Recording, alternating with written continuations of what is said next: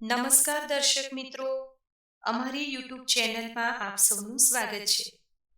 સરકારી નોકરી કરીને મહેશભાઈ પટેલ હજુ હમણાં જ નિવૃત્ત થયા હતા.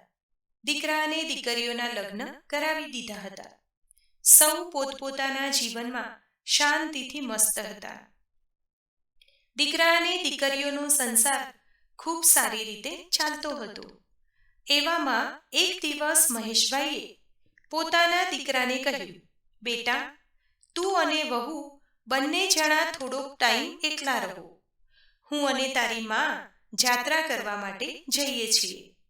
આખી જિંદગી રૂપિયા કમાવાની લાયમાં ના ક્યારે ભગવાન ભજ્યા કે ના તો તારી માં સાથે શાંતિથી જીવન જીવી શક્યો, અને ઘડપણ તો આંગણે આવીને ઊભું રહ્યું છે, એની તો ખબર પણ ના પડી. અને હવે મોત પણ આંગણેથી ક્યારે અંદર આવી જશે તેની પણ ખબર નહીં પડે. માટે જ હવેનું અમારું જેટલું પણ જીવન બાકી રહ્યું છે તેને શાંતિથી જીવવાની ઈચ્છા છે.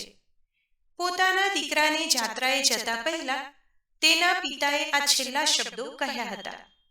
મા અને બાપાને જાત્રા કરવા ગયે મહિનો થઈ જાય છે. દીકરો રોજ જે ફોન ઉપર મમ્મી પપ્પા સાથે વાતચીત કરતો. 1 મહિનો પૂરો થયો. હવે તો બીજો મહિનો પણ પૂરો થવાનો હતો. એટલે દીકરાએ ફોન ઉપર તેના પિતાજીને કહ્યું, પપ્પા, હજુ સુધી તમે ક્યાં છો? 2 મહિના પૂરા થઈ ગયા.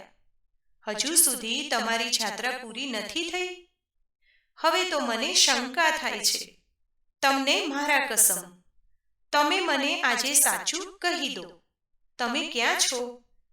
પિતાજી આંખમાં જળજળિયા સાથે બોલ્યા, બેટા સાંભળ, હું અને તારી માં અમે બંને જણા કાશીમાં જ છીએ.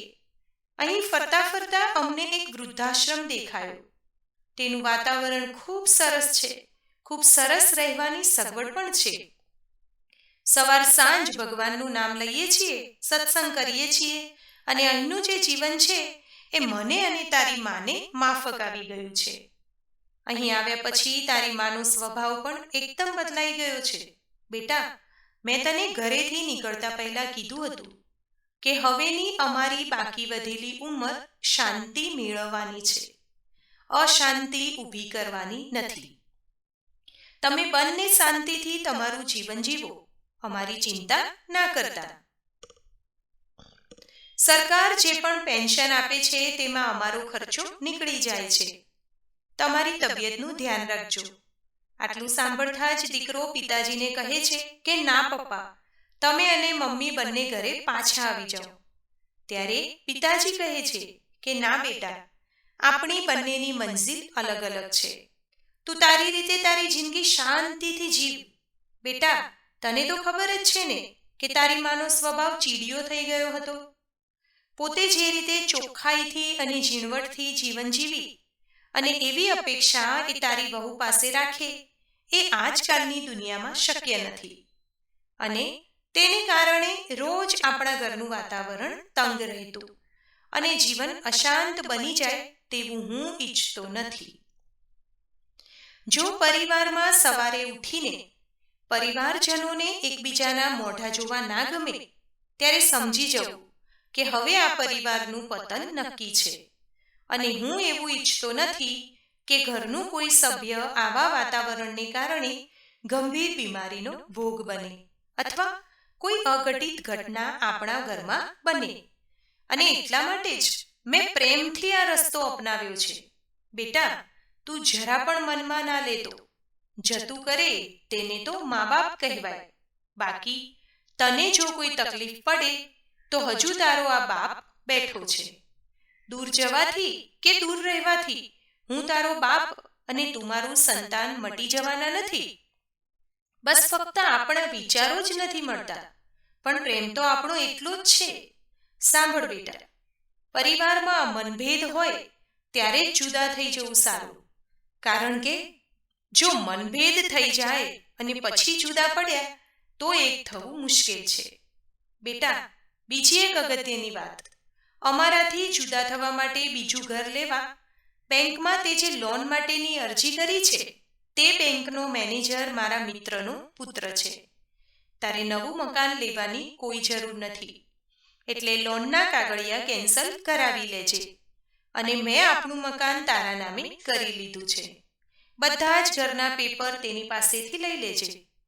આટલા ટૂંકા પગારમાં તું લોનના હપ્તા ભરીશ કે પછી તું તારું ઘર ચલાવીશ? તું હેરાન થઈ જઈશ. તું હેરાન થાય અને અમે આનંદ કરીએ એવું તો એક બાપ કેવી રીતે સ્વીકારે? બેટા, તું સુખી થા અને સદાય આનંદમાં રહે એવું એક બાપ અને મા તરીકેનું અમારું સપનું છે. ચાલ બેટા, ફોન મૂકું છું.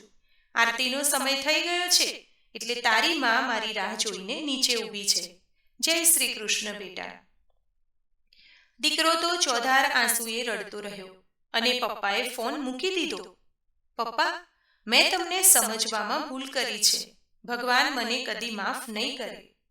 દીકરાની પત્નીએ પણ બાપ બેટા વચ્ચેની આ વાત સાંભળી અને હકીકત જાણી એટલે દુઃખી અવાજે કહ્યું, આજે જ ટેક્સી કરીને મમ્મી પપ્પાને ઘરે લઈ આવીએ.